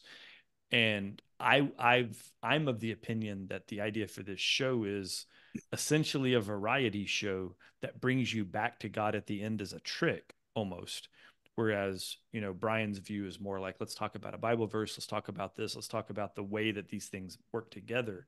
One could argue, if Brian's right, that's what Quentin Tarantino's been doing all along, is he's writing these heavily R-rated movies that are all trying to make you subtly understand that God is a real thing and he's out there. And if he exists, you should worship and follow him. It's an interesting illusion. But of course, not illusion, but illusion. But then the question is, I mean, you made a point about how many guys have figured this out. Mm-hmm. I checked so far, just me. Right. As far as I can tell. Right. That's what I know. I'm saying that. Like, it's definitely right. no one's Dre's right. No one's ever brought this up to Quentin in all of his interviews about, like, Quentin, tell us about the Christian undertones to your movies. And he does he about his own religious beliefs. He has said it many years ago. He said he was an evangelical, born again, Bible believing Christian. Seriously? Or at least that he had. He been. said that? He said I that. believe you. I just find that, like, hard to believe. Yeah, it's on the Wikipedia article. Right. But in 2021, he said he was an atheist. So I don't know. I mean, but like, I haven't found confirmation anywhere that my reading of Pulp Fiction is right. But at the same time, on its merits, just watching Pulp Fiction, I don't see how I'm wrong. Right. And so I dig it. Yeah. I mean, and him coming out now as an atheist doesn't mean it wasn't all there in his movies when he wrote them, right? Much like I like to point out that the dudes that wrote The Matrix did not write The Matrix to be about transitioning, right? Like, that's not what's going on in that movie. I don't give a shit what you tell me. That's not what The Matrix is about. And that they can retcon it all they want, and it's their movie to retcon. But I think they took a blue pill. Yeah, I think they took a whole bottle of blue pills since they made that movie. Yeah. They're like offended that the red pill is a thing, right? Which makes me love it more, right? Right? Yeah, you stole our thing. You evil conservative. But there's just no way that you watch The Matrix and you don't pick up on the Edenic allegory there, right? Like, it's 100% Eden. Like, there's no two ways about it. Zion and all that. Come on, knock it off. This isn't about transitioning. How the hell do you even make that argument? Yeah, if it's about transitioning, they suck at it. They suck at telling you. One of the worst movies ever made. It's a terrible movie. I'll never watch it again. Never even refer to it again. It's horrible. Yeah. It's terrible. Just terrible. But before we wrap up on Pulp Fiction, we do need to discuss. Dre, are you okay? There's a helicopter over my home. Like, I feel like somebody's about to rappel down. Maybe it's Tarantino to tell me we're right. Like, I don't know. He can hear it. He's like coming to show up. It's his QRF. I mean, I do live on Camp Pendleton Marine Base. I was about to say you are in California, so yeah, but there's somebody's getting to the chopper above my. Every time I hear that line, I crave a cigar. I'll probably so what were you saying before I was interrupted by a helicopter? He said, "Oh, yeah." What was in the briefcase? There's so many theories, right? Here's what I know. Tarantino has said openly, whatever you think is in the briefcase is what was in the briefcase. So he has gone out of his way to say, I'm never going to tell you what's in the briefcase. But clearly he's wrong. He clearly can't be, because it's just a plot device to move the story. I mean, along. there's obviously the heavy fan theories that it's a soul, right? That it's Marcellus Wallace's soul, and that's why there's a bandage on the back of his head. Yeah, I've heard that. There's that weird theory. I don't know. I honestly never gave a lot of thought to it. The movie has so much other things going on that I never really put a lot of thought into it. I mean, you don't know. Do you two have ideas on what's in it? I mean, it distracts Ringo long enough that Jules can get the upper hand, right? Because remember, Julian's like, "Okay, you win, Ringo," and he opens the case because he knows it's gonna wow him, and then he can. Mm-hmm. So he already knows, like, there's something because he knew what it was, right? And and Vincent knew what it was, and he was still thrown off. Are we good? Right. And he's like, Yeah, we're good, right? But obviously the 666 on the combo is purposeful, right? Like, that wasn't a throwaway. It wasn't 1, 2, 3. Somebody changed my luggage combo. Yeah, it wasn't that. So, Brian, have you ever heard the truth on the bandage? Heard the what? On the Band-Aid on Marcellus, on Ving Rhames' head. Have I heard the what about it The though? truth about it, like The why actual it was there. story. No. So as bald black guys know, we shave our heads, and he cut his head and put a band-aid on that morning and forgot about it. So when the shooting started, he's like, I forgot I got to take the band-aid off, and Quentin's like, no, it's perfect. Let's leave it right there. This is good. We'll even focus on it. And then but That's yeah, it was awesome. because Bing Rings cut his head shaving that morning. Look, here's the thing about Quentin Tarantino. The dude understands a movie. He understands blocking, which is an industry term for the angles and the view. Like I saw an interview where somebody, I forget who it was supposed to act in a role for him, and they wanted to have a conversation about if they were the right actor. And Quentin asked him, "What kind of shoes are you going to be wearing?" And the actor had this whole story about why he was wearing these specific type of shoes. And Quentin was like, "You're my guy." And then there was no like tryout after that. He just wanted to know what kind of shoes would this character wear, and he told him, and he gave him an answer that Quentin liked, that it had a backstory. And Quentin was Yeah. like, well, that's it. You're my guy. And I wish I could remember who it was and what the movie was, but like the dude gets it as far as like how to put Why? an Have experience you noticed that together. Butch in all his car Mm-hmm. scenes, it's It's like it's fake. filmed in black and white. Yeah, it's like an old like 30s Everyone else has movie. a different Yeah, different lens through the window, but Butch's is black and white. all of them were different. Right. Yeah, it's because he was trying to. I guess he was. I think he was trying to show like different personalities. Because to the point of But like Vincent's was like from the '60s. It was like color, like like a TV like show. Technicolor, right? Like Yeah. it was Yeah. like Right. era specific. But when Butch was driving the Honda, It was they were regular. like opaque glass. Yeah, But you could see in from the outside, but you couldn't see out the I didn't glass. notice that.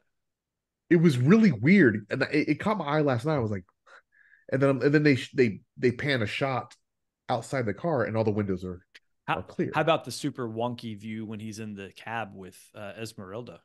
That's what I'm talking about. Yeah. That's the black and white. Okay, that was It's yeah. like the city, but the city is like loss of Well, color. and they're It but was they're also in like a '56 Chevy right. car. And she's barefooted for some reason.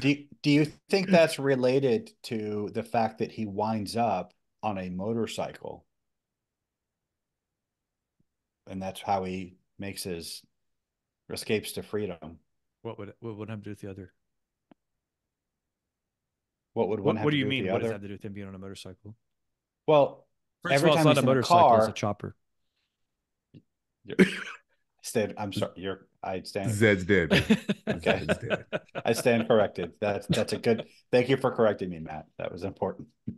um, um, Well, he felt it important enough to correct his girl twice, two different times. It's not a motorcycle; it's a chopper. no, I'm not Yeah, arguing. no, I know, I I agree with know. you. You're absolutely right. You were right to correct me. I was wrong to hey, call it a motorcycle. hey, you made a point about it being called Grace, Hmm. which I noticed for the first And time last you night. put a pin in it. 30 years.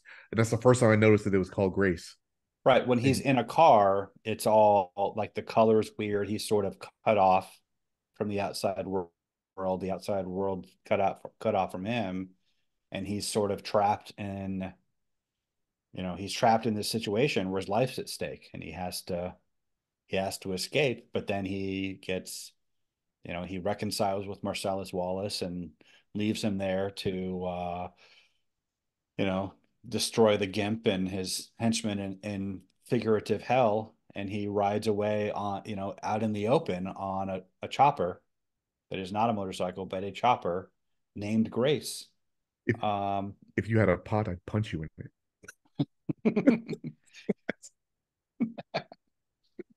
I would smother you with it. it. I hate your Mongoloid voice.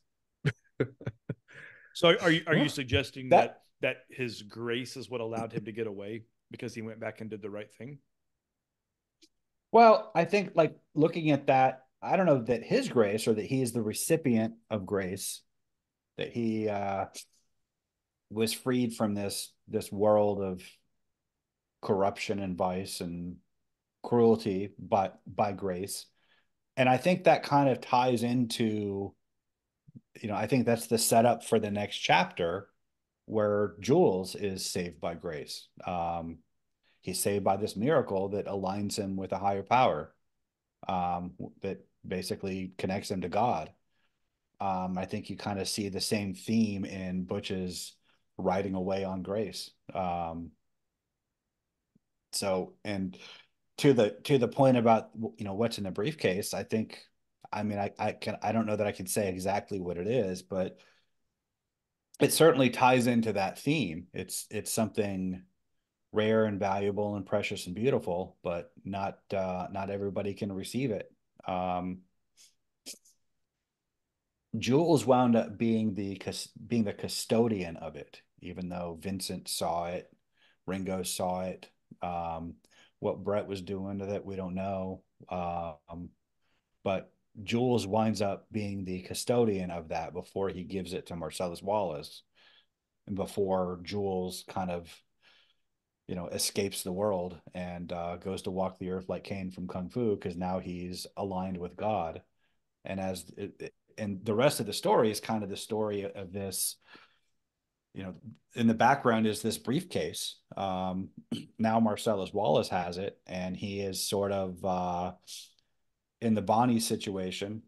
Well, he doesn't have it yet in the Bonnie situation because Jules has it, but he does have it during the Gold Watch chapter, and he kind of winds up, he has a bad time, but he winds up freeing Butch. Butch drives away on grace. But anyway, I don't want to be too specific about it, because I'm just speculating, and I don't think you really can be that specific, Right. but it certainly must tie into the themes that we've been observing. So I'll just leave it at that. I mean, it makes you wonder. Here's the thing with Quentin. A lot of times he has purposeful reasons behind things, and sometimes he does stuff just as throwaways because he thinks it's funny. And so I'm with you. Like, I want to be with you. I just don't know if that one's one that works or not. Well, and I'm not fully with right. me either on that. I mean, because it's like it did jump out though. It is striking. Well, but there's enough about the rest of the movie that kind of like sets you on a certain trajectory that it's very tantalizing to want to fit that into it, because it is such a conspicuous thing. That, well, how does that fit in? It has to somehow. I don't know. What's weird to me about it is, being a motorcycle guy, it's not technically a chopper. No, but that's not a chopper.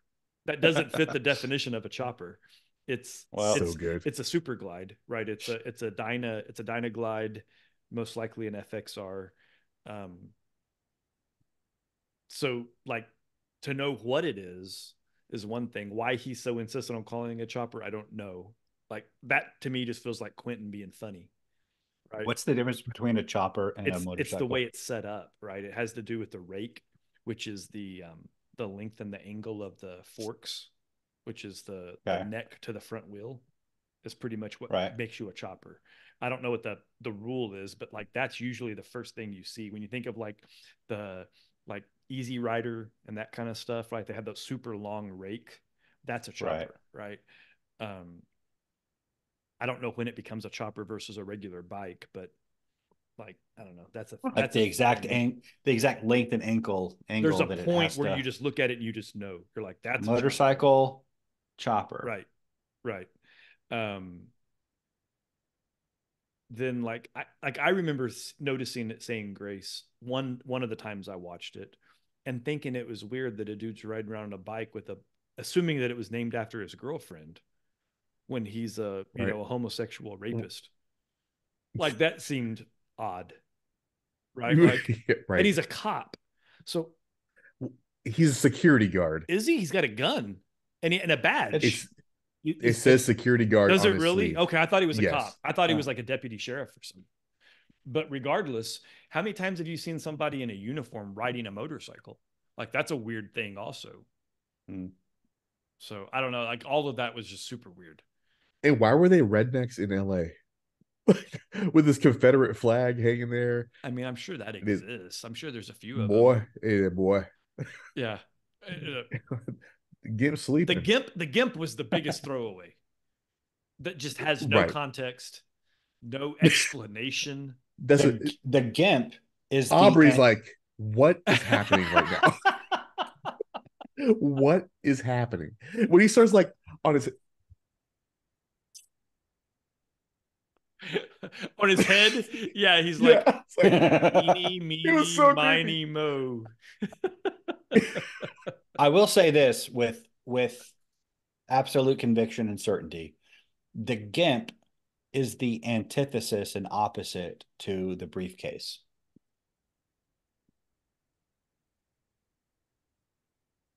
I mean, Like they're they're on the opposite ends of like they're opposite poles.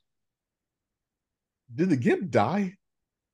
Probably. He was hanging by his neck. I think his knees were off the ground. It was a harness. Okay, well, it looked bad. I think we can safely assume that the gimp probably didn't make it. Well, I mean, Marcellus wasn't going to let him make it. Maybe the gimp that's what was going to happen to Marcellus. He was going to be Gimp 2.0. Well, that's a lot of brainwashing. Maybe you go to the gimp and you're like, do you want to be here? He's like, hell no. They keep me in a box. I came in here one day and the dude hit me in the head with the shotgun. Next thing I know, I'm in a gimp suit. But the gimp had been fully subverted by the time. Well, everybody, you ever been to Sears School? Everybody breaks. I've not been to Sears School, but I've heard enough about it. But well, he was. I mean, there's a point you give up.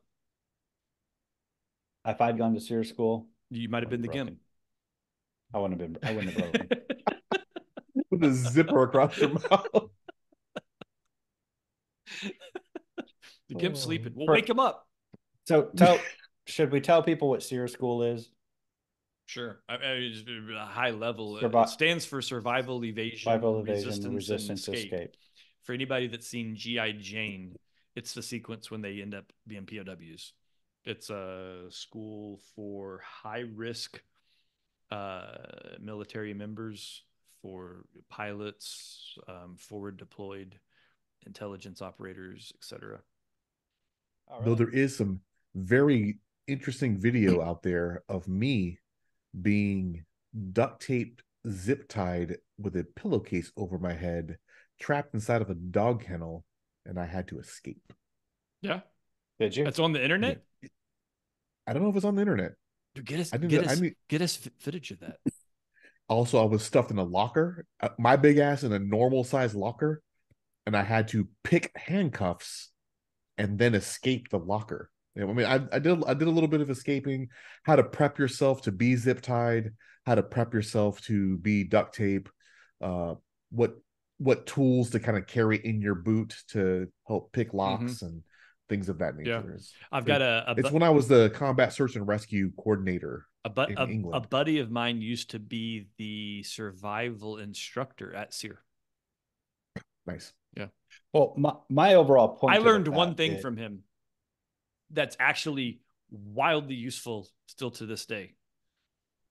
When you want to know when the sun is going to set, if you hold your arm at full arm's length and use your fingers, every finger is 15 minutes between the sun and the horizon. And it's like really freaking close to accurate. It's the dopest thing that he taught me. I was like, really? Because he looked out and he was like, we got about 45 minutes till sundown. I was like, the fuck did you just do? And he's like, yeah, I was a survival instructor at SEER. And I was like, but what did you just do? And he showed me. He's like, yeah, 3 fingers. The sun's got 3 fingers between the sun and the horizon. So you got 45 minutes until sundown. Like, what in the Ragnar did you just... Yeah, seriously. And it's super legit. If you've got more than a full 4 fingers, you got more than an hour till sundown. So now you know you're on your way to Northumbria. So yeah, you can get across the Great Sea. You don't have to go find some weird mysterious traveler with a piece of like red glass and like look through it. My point in saying all that is that anybody who says that like torture doesn't work doesn't know what they're talking about. Well, yeah, it's that, time tested and well, that's true why forever. the problem is everybody breaks, but also the information given under duress is not always actionable, right? So Right. there's both sides to that coin, You're a conservative dude. They just need an excuse to. right? You're not wrong there. Right? Yeah. You don't want to get doxxed by Nikki Haley's administration. Jeez. Gosh. If she gets elected, she won't get elected. So, boys, this is how we're starting the new year with our show. This is it. Buckle up. It's gonna be a good year. And but seriously though, every week we're gonna have some content, and it's gonna be probably kind of similar to this. So if it's your first time with the show, you're gonna get a lot of this, and I Or hope you enjoy it. maybe we'll get a flood of comments saying Brian's right. Do some preparation. Get some scripts. Will we? I mean, I welcome the Maybe. input. I welcome the Maybe. feedback. Maybe. Maybe. I don't know. I mean, if we don't, we'll just keep doing. If that's what the this. people want, that's what we'll give them. It's not my podcast. It's our podcast. So I'll do what you guys want. We definitely do have some topics on the horizon. Some homework is going to be necessary. Probably not on Matt's part. Probably more on my part, because I think we have some topics that might irritate Brian, and I think it's gonna be fun. It's gonna be fun, and and if you like it when we when we aggravate Brian, let us know, because we'll do it more often for sure. I mean, we'll do it more often anyway, but we'll do it under more just circumstances. And it'll be scripted. It'll be fine. It'll be just exactly what he wants. Scripted aggravation. I'll be prepped and ready, and I'll anticipate retorts. Andre enters stage right, aggravates Brian, exit stage left. Brian melts down. Oh, you were finished. Then allow me to retort. He shoots flock of seagulls. You were saying, brain on Brett. Did I interrupt you? I'm sorry. Oh, you were finished. It's like, oh God. We wrap this up? Yeah, I think we're all. I'm all out of things to say. All right. If you're still here, go ahead and hit the subscribe button. We're trying to get over the century mark. We have scores of followers, Brian. Scores. Dozens. Dozens. We're in there. Yeah. And go on ahead and stay enlightened, stay curious, and we will catch you next week. Happy New Year. God bless. Oh, yeah.